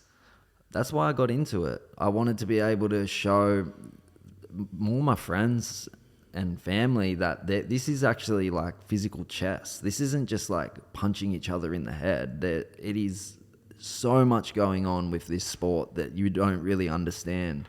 And I really wanted to share it with just the common person. And then it got to the point where like UFC fighters were like, man, I love your stuff. I've learned heaps from you. And I'm like, I'm just some kid that hasn't even made it yet. You know what I mean? They're saying to me that they're learning from my IQ. And then I started to realize that the way that I thought about fighting, I thought everybody could see that. But I think I just can see it for what it is. Like I would show my partner, I'll say, what's happening in this sequence? And she'd watch it and she'd be like, I don't know, he's doing this. And I'm like, you can't see it? She's like, oh, and she understands fighting really well. Where do you think that comes from? I'm a massive overthinker, like a thinker. Like when I was a kid, the doctors wanted to like put me on Ritalin because I was hyperactive. My mum never did. She like wore me out and stuff like that. So I think I'm like ADHD, undiagnosed again. But my brain never stops. So I just go down rabbit holes. Like I'll have a thought and that'll branch off into another thought. And then before I know it, I'm way down this rabbit hole. So I think super deep and super differently than what the norm think. I think that's how I've kind of really... Because I would think that typically the people who are super technical would be, like you said, those characteristics in yourself. Or the people who have spent 20 years, training in that discipline and understand the intricacies of that discipline to a T, but being as fresh as you are in the sport, if you can say fresh after 7 years now, 8, is it 7 or 8 years? Yeah, about 8 years now. About 8 years. It's still a long slog, but still it's probably such an asset to yourself to have that level of thinking, because that's probably how you can take the leaps and bounds ahead of the rest of the pack. Yeah, I had to teach myself, I feel, to get to the level I am, where a lot of other guys that have just been like in the gym and have their coach, they've just been it's been ingrained into their head. They do things and they don't really think about why they do it. And that's something I've learned a lot. Like my dad bought a dog and teaching the dog tricks. It's like you realize that the dog does the trick because it doesn't know it's a trick anymore. It's just what the dog does. It's like it's become a brain-body connection when you're like, sit. Nose is not getting a treat anymore. It's not sitting because you want it to sit. It's sitting because it, for some reason, just wants to sit. And I think that's how learning kind of is. And when your coach is really like ingraining those things into your head, you do them well, but you don't understand why you do them. So it's that repetition thing, isn't it? It's, you see that you see it in movies, right? It's like that beautiful cinematic moment where, you know, in Karate Kid, the more recent one with Jaden Smith, where all of a sudden he reacts perfectly as he's been trained to do, and it's like that light bulb switch moment of, I know what I'm doing now, and the body can react. It's almost second nature. Yeah. That's a beautiful thing to watch. Yeah. When you see that in a fight, when you see that in a sport where the person involved has this almost down to an art. You know, it's almost not science anymore, it's art. Yeah. It's just pure knowing and stepping into it, and their body's doing it for them, and it's almost like they could set their brain to the side and it's just this natural reaction to what's occurring in front of them, and that's a special thing to watch with any sort of technique or skill. I'm glad you can see that, because a lot of people, I do a breakdown, they're like, there's no way he was thinking that. I'm like, no, he doesn't have to think anymore. It's like brain-body connection now. It's on instinct, on reaction. But it was drilled for hours in the gym. Yeah. So once you drill and once you learn, then you don't have to think about it anymore. I mean, I've had the privilege of, like, two of my best mates play rugby league for a living, and we'll sit down and have a coffee, and we rarely speak the X's and O's of footy. But on the off chance that I'll ask a question about the game on the weekend, or they'll be talking about something, the technical lingo and the terms and the way they break down the simplest of plays, for me, has been like opening up a whole new world of understanding for a game that I grew up watching, where you understand that it is so much more intricate. Like, you think rugby league, and like rugby league it's marketed online as big hits, fast, big moving bodies, scoring tries, making tough tackles. But when you hear the technical lingo and the breakdown of a play, far out, there's levels and layers to that just I've never understood. And I sit there and honestly, I feel like I'm listening to two people speak Chinese. Like, it's so foreign to me. But I'm like, it's fucking cool that there is that depth to it. That if you want to become that interested in it, and if you want to get to that level of it, you have to understand the game at that rate, at that layer. I watch league, and that's what I'm trying to work out, is what are they doing on that like quantum level? And I still, I know the sport, I've played the sport for years, but I still can't even see what they're doing. I'm like, the only way I've been thinking, I haven't done it yet, but looking up like NRL breakdowns to really like understand the ins and outs. You see it with the greats. Like, I rarely watch a lot of footy content these days, but on the off chance that I'll see, you know, either Joey or Freddie on like a Sunday footy show do a breakdown on a certain play, and just the way they talk about just like the simple turning of the body to make a kick, I'm like, oh, you're just kicking a footy. No, it's like you're kicking a footy at this angle with this amount of weight off this part of your boot, off that part of the ball. It's just, like we said, levels to any game. Levels to any game. So I find it fascinating. Yeah, so do I. I'm a diehard Roosters fan too. I'm a Roosters man too. Brad Fittler was my hero growing up as well. So. Yeah, it's funny. Like, I used to live for footy. Loved it so much. And I don't know what it is these days. I watch far less. Like, I always throw a Chooks game on. Like I said, my two mates play for the Dragons, so I watch them as much as I can. And I enjoy watching the teams I'm invested in. But I used to sit down and watch 8 games a week. Yeah. That's so rare for me now. Yeah. You know, I'd maybe watch 1 to 2 games a week on average and no more. And I don't know why. It's life, man. Yeah, it likely is. Just that busyness. And I find it's almost, I guess when I sit down and watch telly now, I look for opportunities for escapism. Yeah. Or inspiration.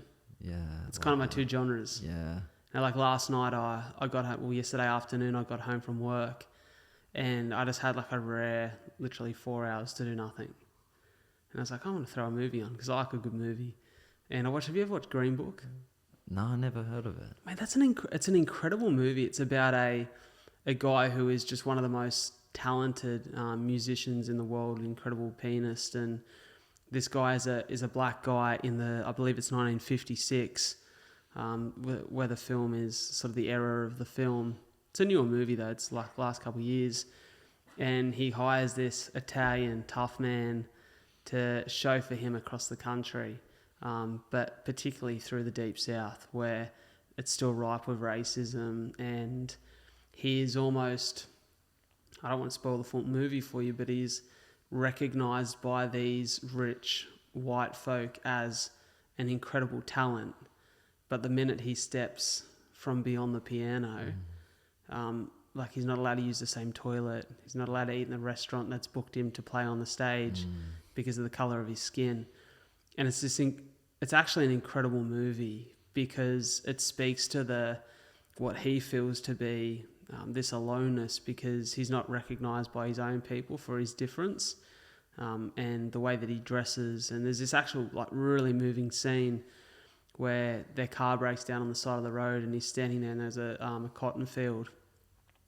And there's these people of colour, these black people who are picking cotton, and he's, they're in farm clothes. And they look up to see this man like sharply dressed, being chauffeured, and it's this, really polarizing image of this black man sitting in the back of the car and the white man driving, and the black man's the boss. And it's just at the time so uncommon, and it's an incredible movie just because of the scene that it depicts and the story it tells. I mean, I like watching that movie last night. I was just so engaged, and I love that inspiration and escapism that film and movie can give you from the busyness of your life. I think we all need a healthy dose of that. Absolutely. Especially someone who's wired the way that you're wired. Yeah. I would figure, and correct me if I'm wrong here, it's hard for you to find ways to escape. Yeah, like every time I try to watch something like that, it's like a documentary, or it's all like learning, thinking, what can make me go down the rabbit hole more. Yeah. It's like nothing better when I can actually just like enjoy like a movie, a song, and just like really find that zone. And I feel like my mind's my greatest asset, but also my biggest enemy. So yeah, you're right, man. Like we all got to find that thing in life that we can just really not think. Well, I think that, you just said something that I resonate highly with, that your mind can be your greatest tool, but your greatest enemy. And I resonate with that, because I think sometimes the more aware you become, the more you torture yourself because of your own awareness. Yeah. But it's a beautiful thing to be aware too. Yeah. It's understanding how to tap in and out of it, which I personally have a better grasp of now than I did. But I really struggled with that, I think, the last couple of years, where I would torture myself over little things, and almost, to be honest, man, like I almost think that like sometimes self-help can be detrimental if you don't first understand yourself. So I had to like come back and almost like remove myself from like listening to a lot of self-help or reading a lot of self-help, because I found that I was torturing myself with all of the polarities of advice out there, where I was like, I'm so aware of what I'm doing wrong here, how I'm not perfect here. I had to just come back to like first a self-understanding and a self-acceptance before I could start to tune into that stuff again, and it be actually productive, even if I didn't totally agree with it. Yeah. Such a balance. I was like big into self-help. Like I got an Audible list of like 50 titles, and they're just all self-help. Honestly, my life got better when I just got rid of it all. I'm like, why am I just like reading all these books that just tell me that there's something wrong with me? Because that's what it just seems. We create this culture. There's just so many people out there that are going through trauma, and these books can really like speak to them and drag them out of the problems that they're going through. For me, it was like I was going through a tough time, but then when I'd read these books, it's like, oh, I can change myself, And I think I just needed to get to a level in my life to just accept the person that I was. And I had some huge realizations that I didn't like the person that I was, but I had some realizations that life had kind of done that to me. And once I was able to understand that, I was able to separate myself from those negative traits. And when they arose, I was able to see it. Oh, that's not me. That's kind of just what I've been through. But I think that self-help books are great, but there's sort of like a line where they can start becoming a little bit toxic. That's just what I believe personally.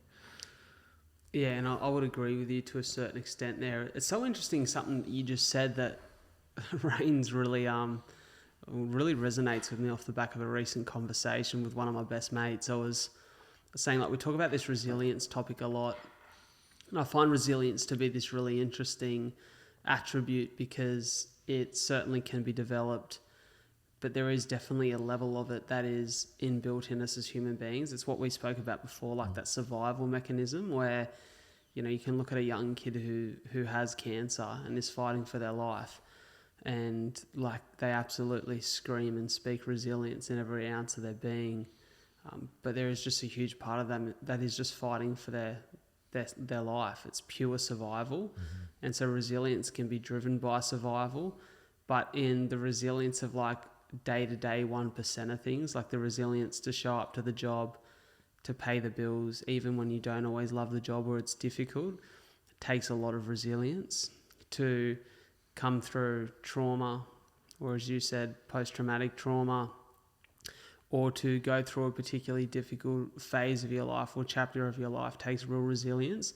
And in that case, it's like resilience is not just a singular thing, but it's rather like a cocktail. It's like, is the base being your purpose and your will to get through this challenge and to thrive in spite of it? Is that purpose there? Is that reason for getting through this there? And in the case that it is, that's the best start.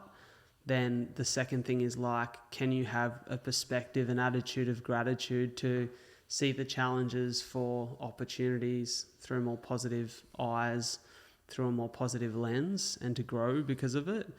And then my mate made this beautiful point. He said, I think the first step is like, can you have the ability to accept it for what it is? And I think that's almost like the first step of resilience. Like, can you accept the reality that you're facing for what it is?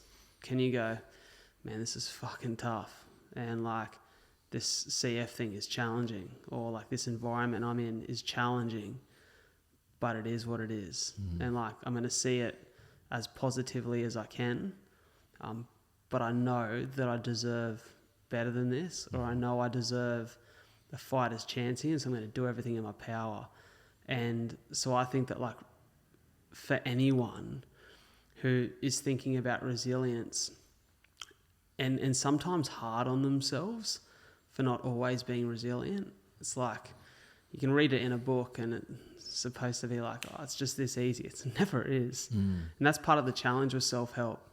It makes literal sense, but when it comes to practicality, these things are far more challenging in practicality than they are in reading the words on paper. Yeah. And like, it's a term that's used all the time, but I believe like our ego, I kind of saw it in a different perspective.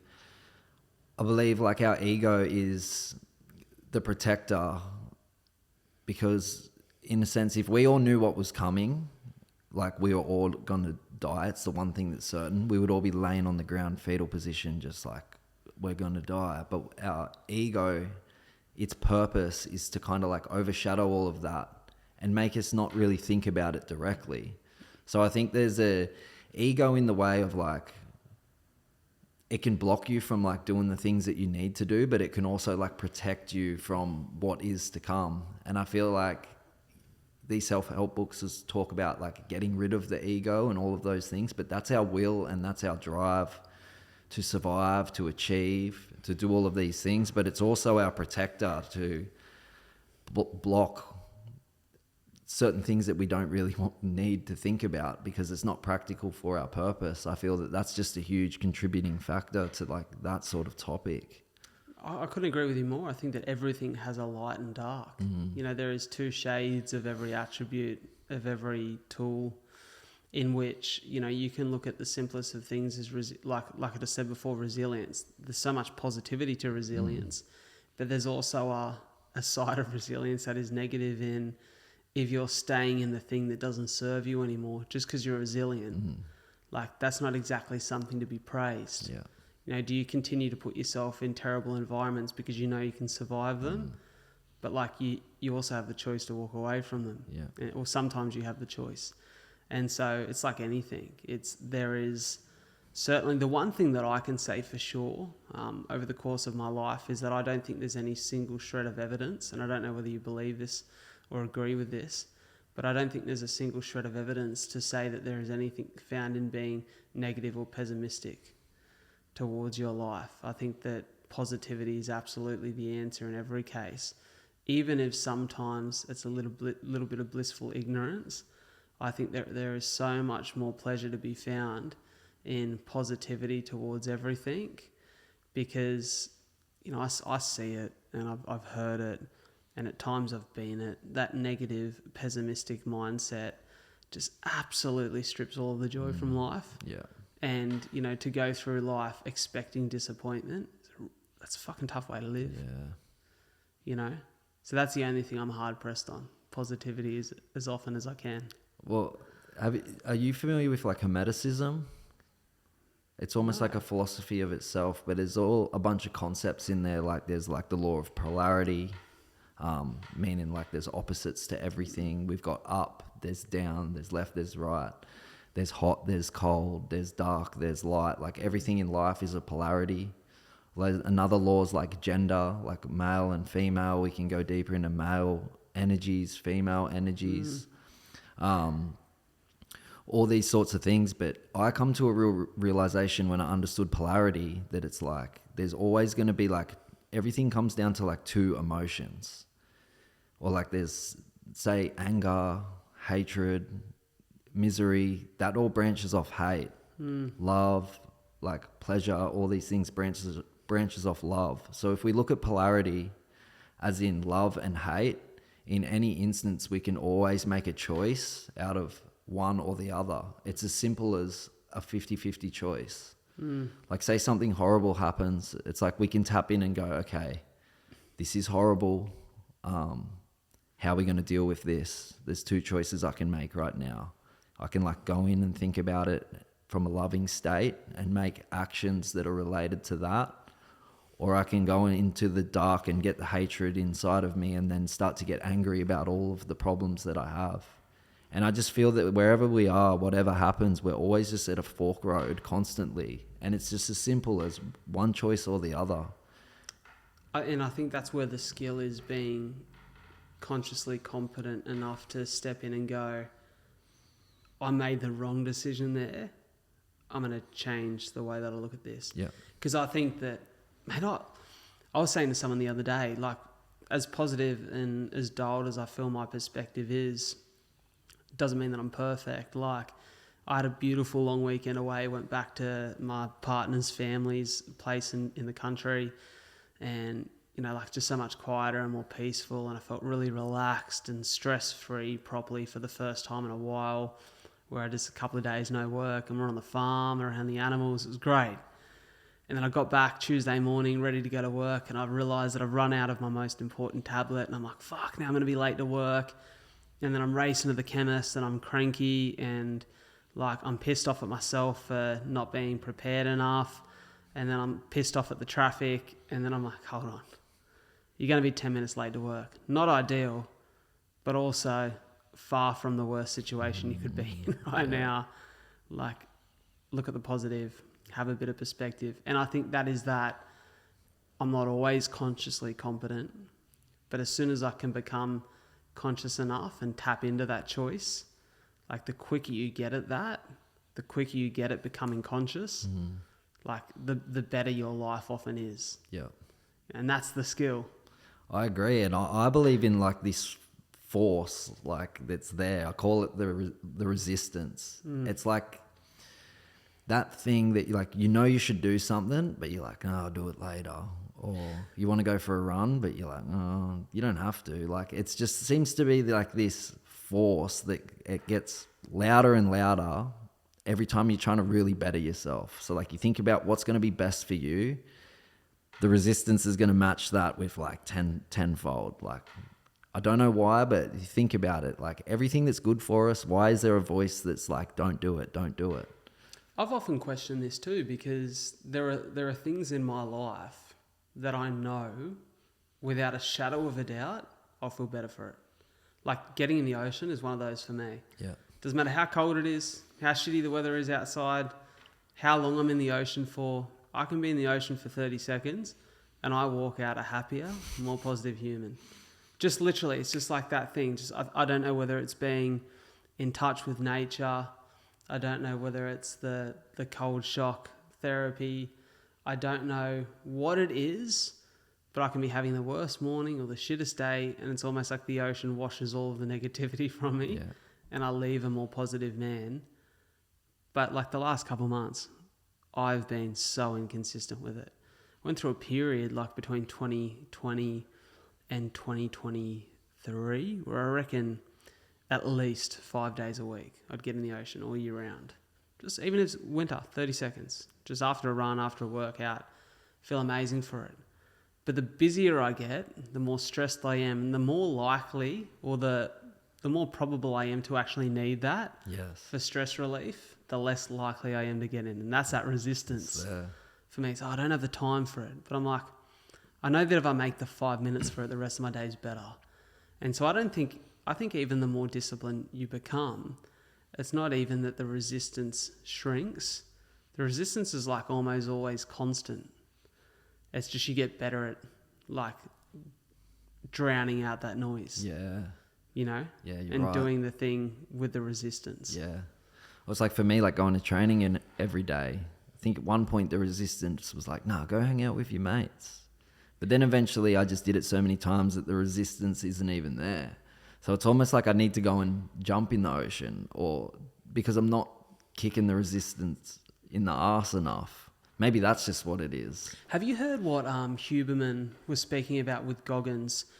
They call it the anterior midfrontal cortex of the brain. The front part of your brain, yeah. It's this front part of the brain, and I hope I've nailed that. I'm sure there'll be a critic who tells me I've got something wrong there, but I'm confident that what they're saying is the science is showing that by particularly doing things that you feel a lot of resistance towards, that part of the brain grows, making you more resilient, making you more driven. But also it's been shown that people who have incredible longevity and live to really long ages have a greater sized anterior midfrontal cortex. Once again, hoping I've nailed that. And it's really interesting that I almost think sometimes I kind of call it, like for me, like running sometimes feels like fake discipline, because I've developed a love and a passion for it. So there's less resistance these days. A long run, I should say, still requires some real discipline, like this morning, which I did not have. But it's one of those things that I think it's often good to seek new challenges, just to test that. Mm-hmm. Doesn't mean you have to like do something you hate for 6 months, but like, you know, what about the hike today? Because the hike feels like a bit of a challenge and there's an easier option. And it's like picking those things. Yeah. I mean, it's addictive too. Like we seem to want to do the things where we get to exercise that resistance. It's like digging deep in a hard training session or in a fight. There's this thing there that's just like, you just want to quit.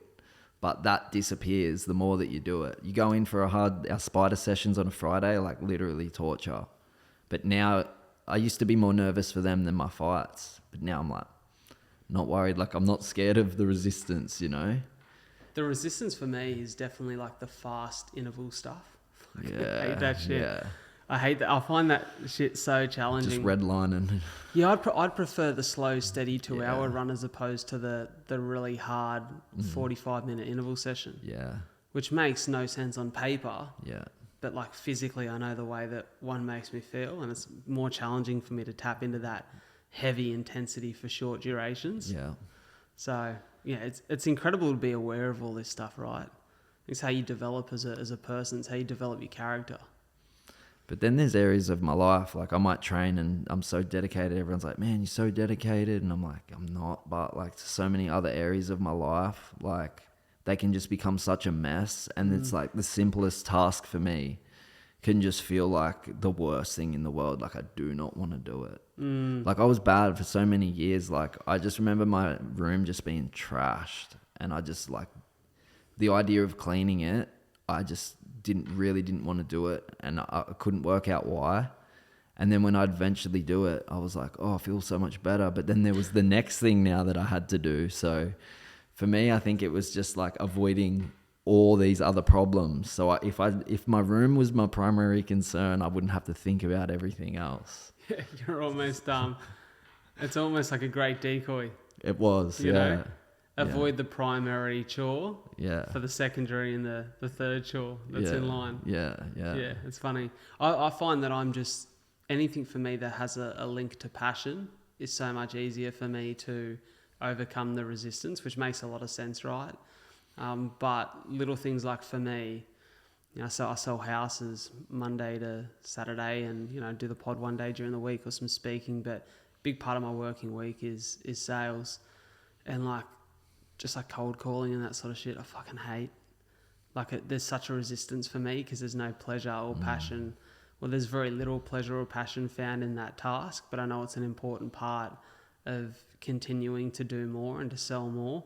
And so that requires like so much discipline for me, where like there are so many what people would deem to be more difficult things that I find a little bit of passion in, that I'm just like, I'd prefer to be doing that thing, you know? And so I think it's, like we said, it's that awareness, understanding yourself, and leaning into those difficult things at times. Yeah.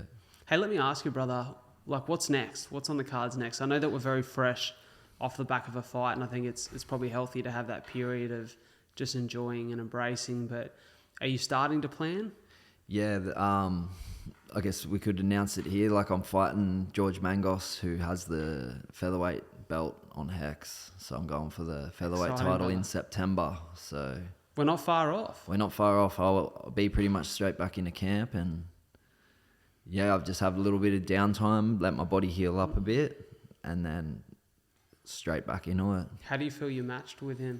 I think pretty well. Yeah, I think he wants to like try to grapple me and wrestle me. I'm hard to hold down if he wants to try to do that. So like I love that challenge, and I look to really like sit down on my striking and put things together quite well for this one. So I'm at the point now where it's not just about a win, it's about like a good performance. So I feel that this will be it. Man, I'm really excited for you.